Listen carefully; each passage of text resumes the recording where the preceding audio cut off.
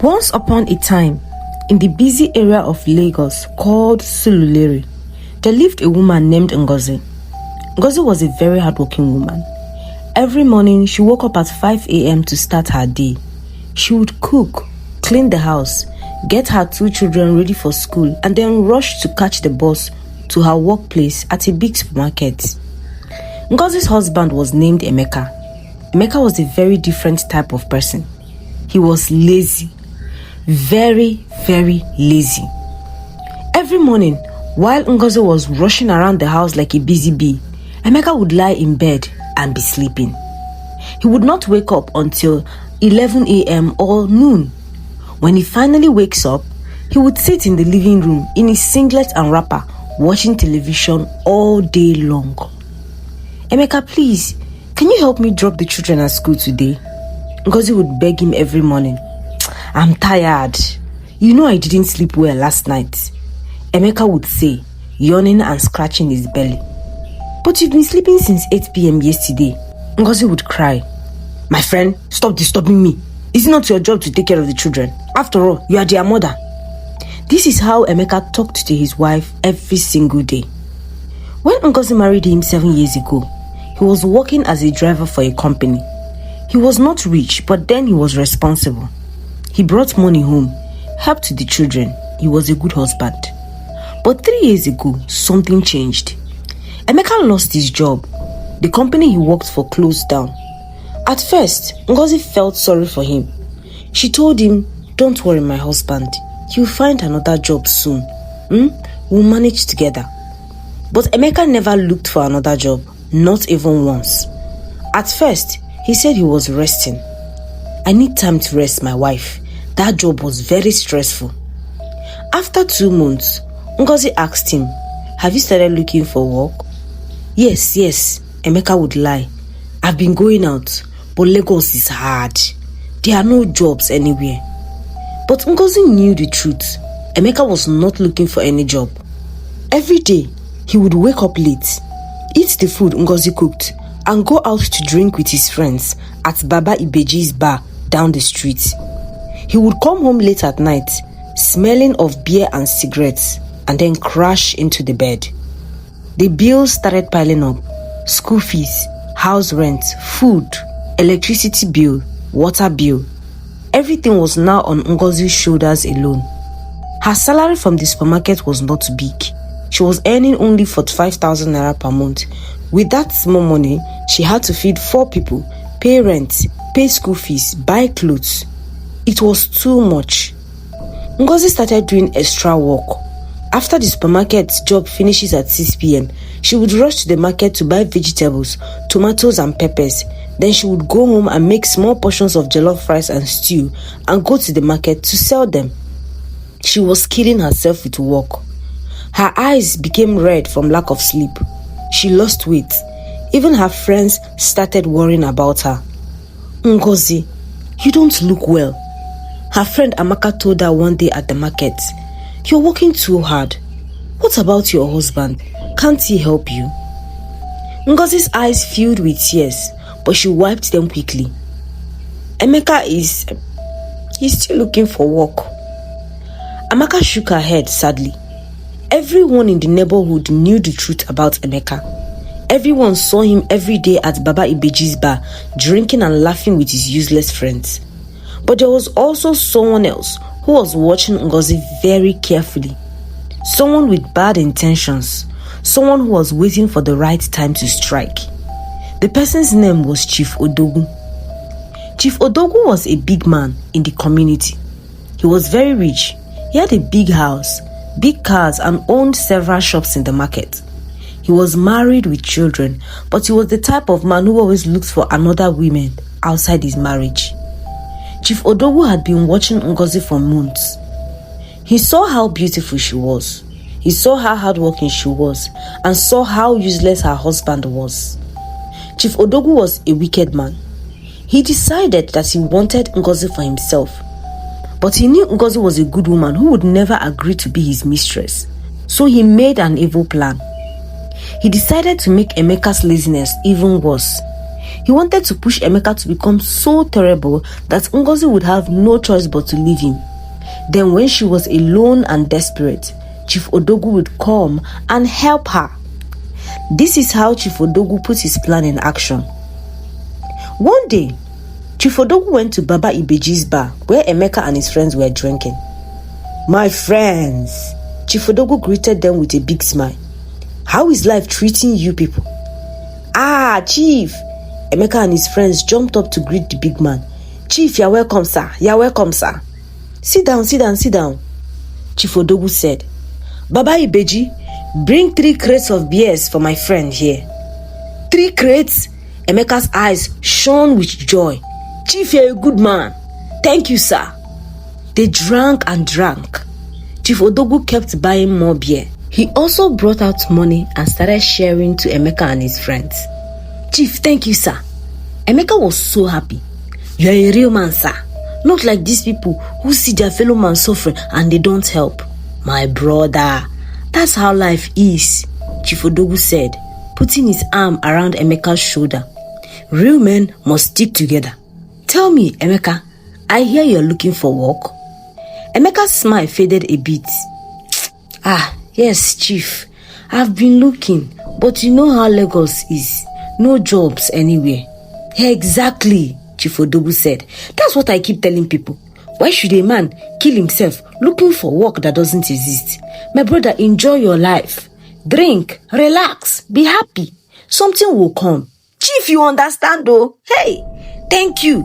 My wife does not understand. Every day she's complaining. Emeka do this, Emeka do that. Go and find work. She doesn't give me peace." Chief Odogu shook his head sympathetically. "Women, they don't understand how life is hard for men. Look at you. You are stressed from looking for work. You need to relax. No more stress from your wife, oh." "Exactly. Chief, thank you. At least someone understands me." From that day onwards, Chief Odogu made sure he was always at the bar when Emeka was there. He would buy drinks, he would give Emeka small money. He would tell Emeka that he was right and his wife was wrong. Slowly and slowly, Emeka became worse and worse. Now, instead of just sitting at home, Emeka would leave the house every morning and go straight to the bar. He would drink from morning till night. He even started gambling. He would play cards with his friends and lose money. Where was he getting the money to drink and gamble? He was stealing from Ngozi. Ngozi kept her small money hidden in a tin under their bed. This was the money she saved from selling food. This was the money for her children's school fees and house rent. But Emeka knew where she hid it. Every few days, while Ngozi was at work, Emeka would take money from the tin. He would take small amounts so Ngozi wouldn't notice immediately. But Ngozi was a smart woman. She counted her money every day. She knew someone was stealing from her and she knew it was her husband. One evening, Ngozi came home from work exhausted. She cooked food for the children, bathed them and put them to bed. Then she checked her tin. She counted the money once, counted it again and then counted a third time. 20,000 naira was missing. A whole 20,000 naira. That was almost half of what she had saved for the school fees that was due in 2 weeks. Ngozi sat on the floor and cried bitterly. Emeka came home that night very drunk. He was staggering and singing loudly. "Emeka," Ngozi said quietly when he entered the room, "Did you take money from my tin?" "What tin? What are you talking about?" Emeka said, his words slurring. "My money. The money I saved for these children's school fees. 20,000 naira is missing." "I didn't take your money. I didn't take your money. Are you calling me a thief? Me, your husband, a thief?" "Then where is my money?" How should I know? Maybe you miscounted it. Maybe one of those your friends in the market stole it when they came here. Don't blame me for your carelessness." Ngozi knew he was lying. She could see the guilt in his eyes. But what could she do? This was her husband, the father of her children. The next day, Ngozi went to her elder brother's house. His name was Chidi. She told him everything that was happening. "Chidi, I can't take this anymore, she cried. Emeka doesn't work. He drinks every day. Now he's stealing from me. What should I do? Chidi was very angry. That useless man. I want you not to marry him, but you said you loved him. Now see what love has brought to you. Please, brother, don't say that. Just help me and talk to him. Chidi agreed. He went to Ngozi's house that evening to talk to Emeka. Emeka, my friend, Chidi started calmly. I heard things are difficult for you. I understand that finding work in Lagos is not easy, but you cannot continue like this. You have a wife and children depending on you. Chidi, you don't understand. Emeka said, you don't understand. I've been trying. I go out every day looking for work, but there's nothing at all. Then stop drinking. Chidi said, his voice getting louder. If you have no money, how are you drinking every day at Baba Ibeji's bar? Everyone in this neighborhood sees you there. Emeka's face became angry. So you are gossiping with me now, Chidi? I thought you were my friend. I thought you came here to support me, but you came to insult me in my own house. I'm not insulting you. I'm telling you the truth. Ngozi is killing herself, working day and night, when all you do is drink and gamble. This is not right. Get out. Emeka shouted. Get out of my house. You and your sister, always ganging up against me. Get out. Chidi left, shaking his head. He told Ngozi, my sister, I've tried. That man is beyond help. You need to think about yourself and your children now. But Ngozi was not ready to give up on her marriage yet. She decided to try one more thing. She went to see Emeka's mother in their village. Emeka's mother was a strong, no-nonsense woman who lived in Anambra State. Ngozi traveled to the village and explained everything to her mother-in-law. Mama, please help me, Ngozi begged. Talk to your son. He's destroying our family. Emeka's mother was shocked and angry. What? My own Emeka is doing this? I did not raise a useless man. Don't worry, my daughter. I will come to Lagos and deal with him myself. 2 days later, Emeka's mother arrived in Lagos. She did not even greet Emeka when she entered the house. She just looked at him with disgust. Emeka, so this is what you have become, she said coldly. A drunkard? A lazy man who lets his wife suffer. Mama, is not like that. Shut up! Don't talk when I'm talking. Mama Emeka's voice was like thunder. Do you know what your father would have said if he was alive? He would disown you. I am ashamed to call you my son. Emeka looked down the floor like a small boy being scolded. From today, Mama Emeka continued, you will change. Tomorrow morning, you will wake up and start looking for work. Real work, not sitting at a beer parlor. Do you hear me? Yes, Mama, Emeka said quietly. Mama Emeka stayed in Lagos for 1 week, and during that week, Emeka was an angel. He woke up early, helped around the house. He didn't go to the bar. He even went and submitted his CVs to some companies. Ngozi was happy. Thank you, Mama. Thank you for saving my marriage. But Mama Emeka was a wise woman. She looked at Ngozi with sad eyes and said, my daughter, I've done what I can. But a person only changes when they want to change from their hearts. Let's see what happens when I leave. Mama Emeka returned to the village, and just as she predicted, within 3 days, Emeka was back to his old ways. In fact, he became worse. He was angry at Ngozi. He blamed her for embarrassing him in front of his mother. So you went and reported me to my mother as if I'm a small child, he shouted at Ngozi one night. Emeka, I was trying to help us. Help? You wanted to embarrass me. You wanted to make me look useless in front of my own mother. From that day, Emeka stopped pretending to look for work at all. He would drink from morning to night. He would come home and beat Ngozi. One night, he came home very drunk and started shouting that there was no food in the house. Emeka, there's rice in the pot, Ngozi said tiredly. I cooked before I went to work. I don't want your stupid rice. I want fresh food. I want you to cook for me now. By midnight, the children are sleeping and I just got home from selling food in the market and you want me to start cooking by this time of the night. Emeka slapped Ngozi across the face. Her cheek burned with pain. Her 7-year-old daughter Ada woke up and started crying. "Daddy, don't beat mommy." Ada cried, running to hold her mother. Emeka pushed the little girl aside and raised his hand to slap Ngozi again. But this time, Ngozi caught his hand. "Don't you dare," she said, her voice shaking with anger and pain. "You can drink, you can waste your life, but you will not dare beat me in front of my children."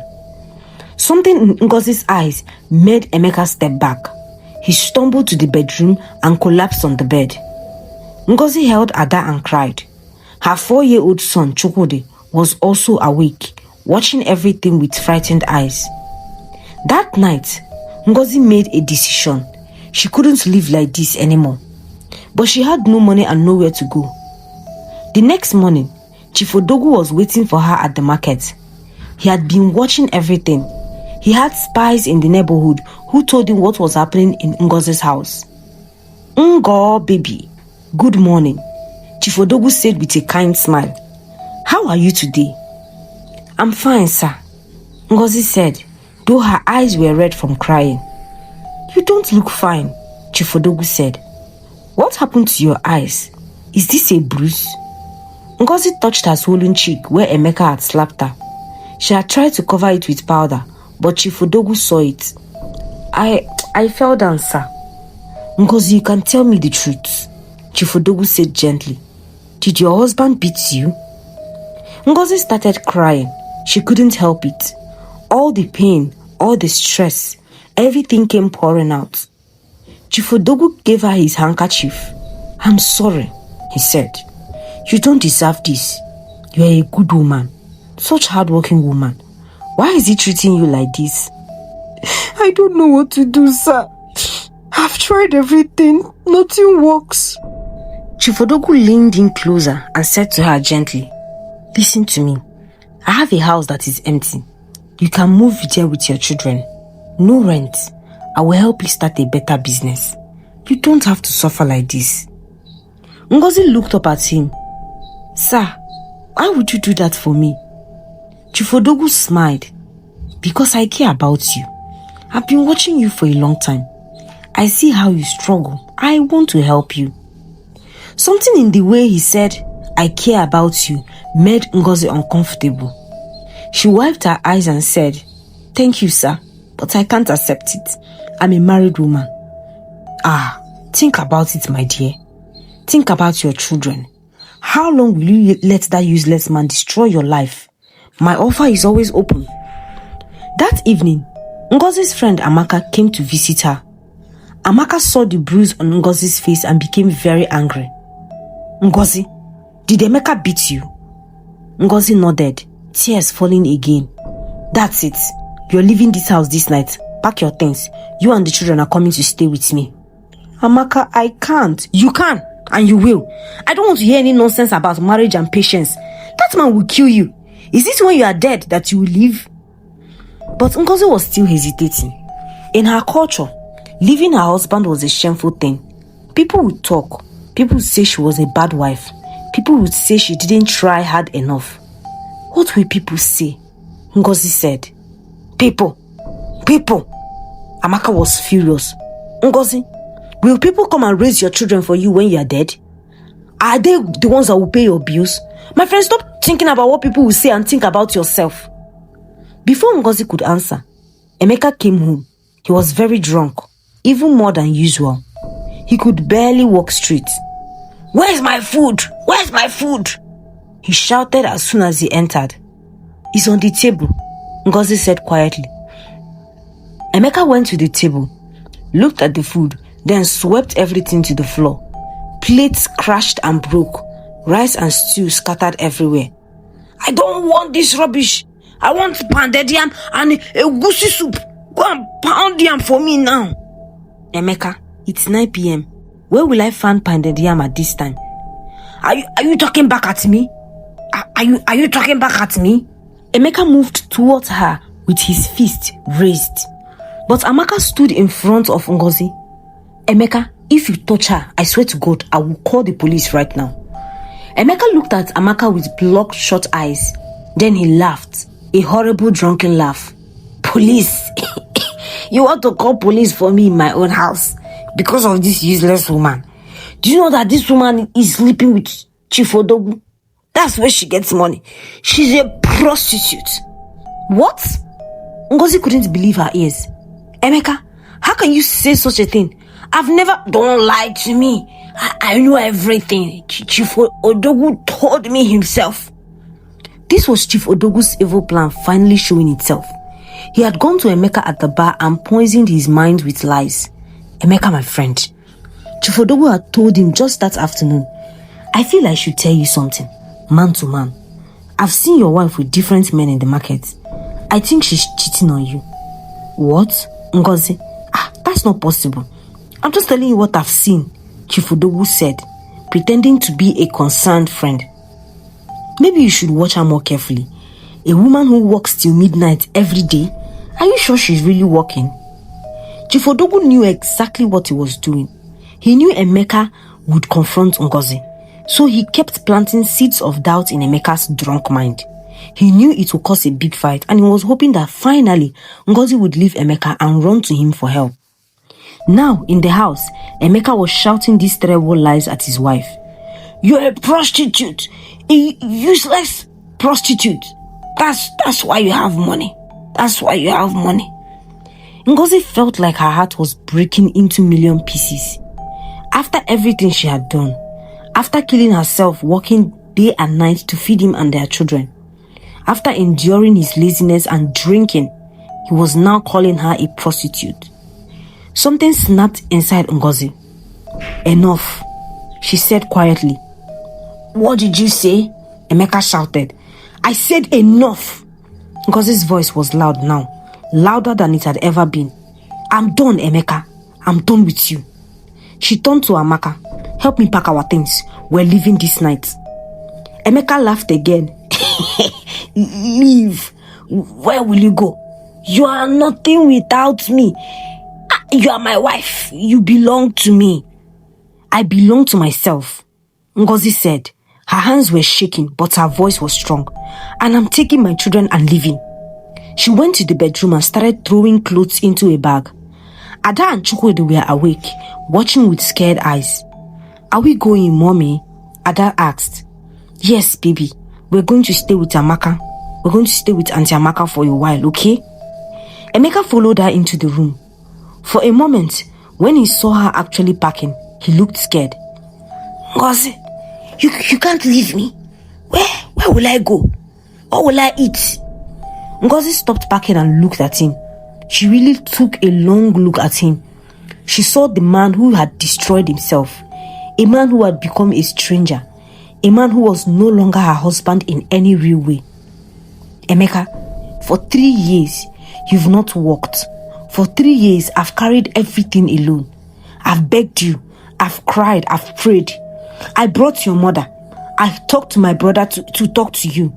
I've tried everything, but you don't want to change. You want to drink and destroy yourself? Fine, but you will not take me and my children down with you. Ngozi, please. Emeka, goodbye. Ngozi, Amaka, Ada and Chukwuedo left the house that night. Ngozi's hands were still shaking with anger and pain as they walked down the street with their bags. She was scared. She had no idea what would happen next, but she knew she made the right decision. They stayed with Amaka for 2 weeks, and during those 2 weeks, something strange happened.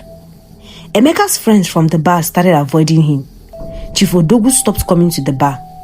No one was buying him drinks anymore. No one was giving him money anymore. Emeka finally realized something, that Chief Odogu had been using him. He had been the one encouraging his drinking, giving him money for alcohol and telling him he didn't need to work. Also that Ngozi would leave him and Chief Odogu could try to take her for himself. But since Chief Odogu's plan had failed and Ngozi didn't run to Chief Odogu for help, she ran to her friends instead. And when Chief Odogu tried to approach her at the market, Ngozi told him very clearly, Chief, thank you for your concern, but I don't need your help. I will manage on my own. Chief Odogu was very angry, but there was nothing he could do. His evil plans had failed. Meanwhile, Emeka was alone in the house with no food, no money, and no wife to take care of him. For the first time in 3 years, Emeka was forced to face reality himself. He looked around the dirty house, dirty plates everywhere, dirty clothes everywhere, no food in the kitchen and no money in his pocket. He hadn't bathed in 3 days. He smelled terrible. He looked at himself in the mirror and he couldn't recognize the man staring back at him. When did he become this useless creature? He thought about his wife, beautiful, hardworking Ngozi. He remembered how she used to smile at him when they first got married. When was the last time he saw her smile? He couldn't remember. He thought about his children, little Ada with her bright eyes, his beautiful Chukwode who loved stories. When was the last time he played with them? When was the last time he helped with homework? He couldn't remember that either. All he could remember was drinking and drinking and more drinking. Emeka started to cry. He cried like a baby. He cried for the man he used to be. He cried for the man he had become. He cried for everything he had lost. That night, Emeka was very hungry. He had no money. He had no food. He went into their bedroom and found an old Bible. He opened it and started reading it. He read about the prodigal son, the son who wasted everything he had and had to eat with pigs before he came to his senses. I'm eating with pigs, Emeka whispered to himself. I've become worse than pigs. The next morning, Emeka woke up early for the first time in 3 years. He cleaned himself, cleaned the house, cooked the small garri that was left in the kitchen. Then he went out, not to the bar. He went looking for work. He went to construction sites, but there were no vacancies. He went to companies. I can do anything. Driver, security, cleaner, anything. Sorry, we're not hiring. He went to the markets. I can carry load. I can offload trucks. We have enough people. Every door was closed. Every place said no. And by evening, Emeka was tired and discouraged. But something had changed inside him. He didn't go to the bar. He went back home. The next day, he tried again and again. On the 5th day, a man at the market saw him. Hey, you are Ngozi's husband, right? Emeka felt ashamed. Yes. I hear you're looking for work. Yes, sir. Anything. I can do anything. I need someone to help me offload tomatoes from my truck every morning. I'll pay you 1,000 naira per day. Can you do it? 1,000 naira was this very small money. It was nothing compared to what he used to earn as a driver, but Emeka was desperate. Yes, sir. Thank you, sir. I'll work very hard. Emeka started working. Every morning at 5 a.m., he would go to the market and offload heavy baskets of tomatoes. His back would hurt. His arms would hurt. His whole body would ache, but he kept working. After 2 weeks of working, Emeka used the small money he had saved to buy a phone card. He called Ngozi. Hello? Ngozi's voice was cold. Ngozi, it's me, Emeka.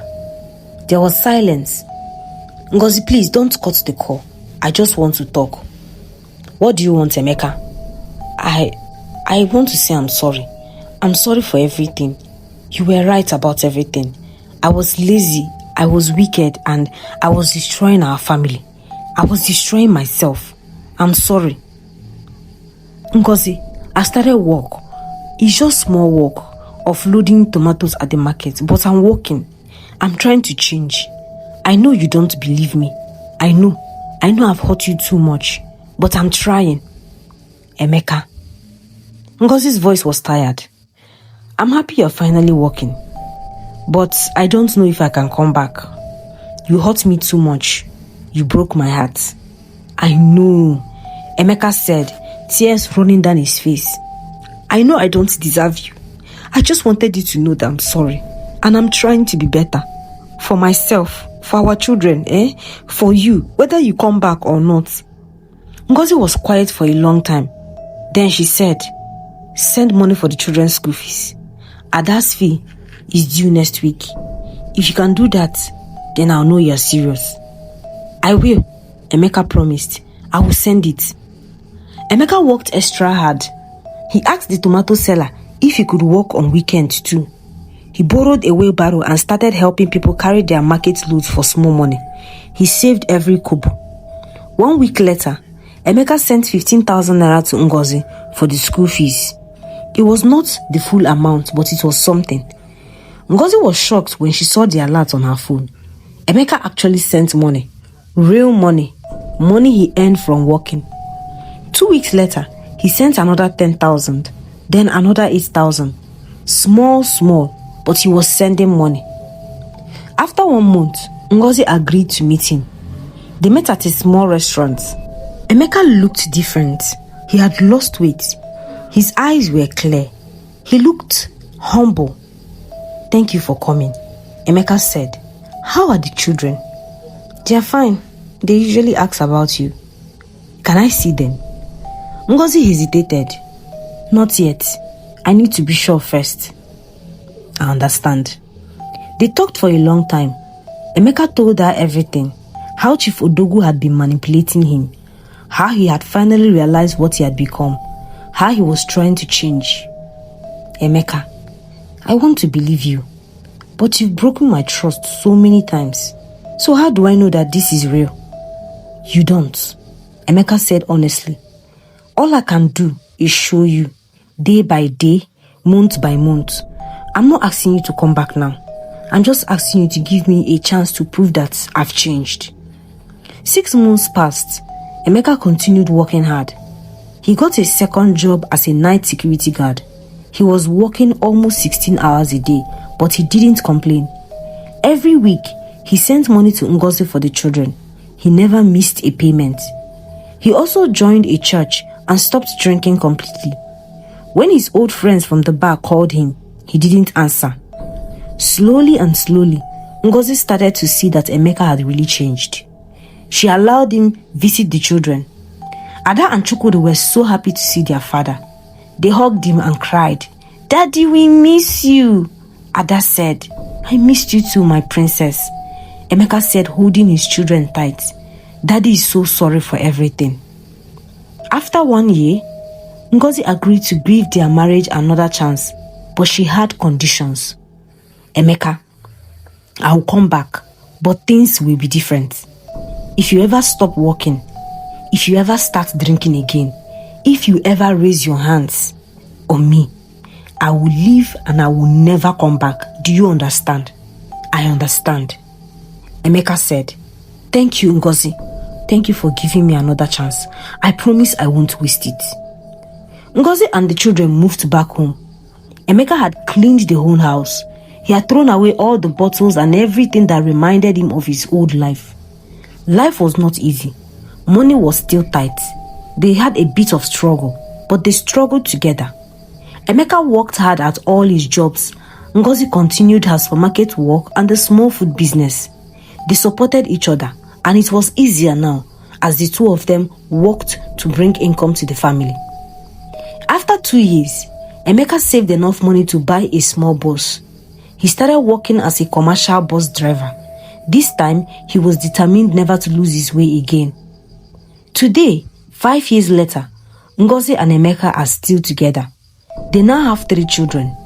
They are not super rich, but they are comfortable and happy. Emeka wakes up every morning by 5 a.m. to drive his bus. He comes home every evening to help Ngozi cook and help the children with homework. Sometimes, Emeka sees his old friends from the bar. They are still sitting there, waiting away their lives. He sees Chief Odogu sometimes too. Chief Odogu looks at him with hate, angry that his evil plan failed. But Emeka just smiles and keeps walking. He knows how lucky he is. He understood that he almost lost everything. His life, his children, his wife, his dignity. But God gave him a second chance. "I was like a dead man, no." Emeka often tells young men who comes to him for advice, "I killed myself with laziness and drinking. But the moment my wife left me, I had to face the harsh truth that a real man doesn't run away from responsibilities. A real man cannot drink his problems away. A real man works hard to take care of his family. That's what it means to be a man." And Ngozi learned something important too. She also learned that sometimes love means letting go. Sometimes you have to walk away to save yourself. And sometimes, God willing, the person who lost you will realize your value and change.